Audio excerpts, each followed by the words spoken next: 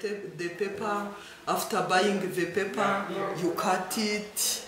After cutting it, you make beans. After making beans, you make a necklace. You put like this to have how you have seen it, how it was at home.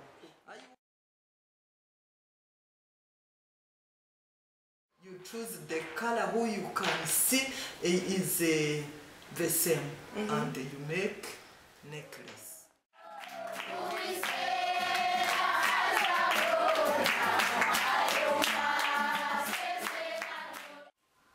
Because sometimes, as I told you, we have 9 crabs, and every time when a children is sick, when a child is sick, he go to her teacher or his teacher. They are volunteers. We don't give them money, and he say, "I'm sick. I want to go to hospital." If it's a child from my club, he come to me. And if we got some money, we use them for learning office and to try to help children.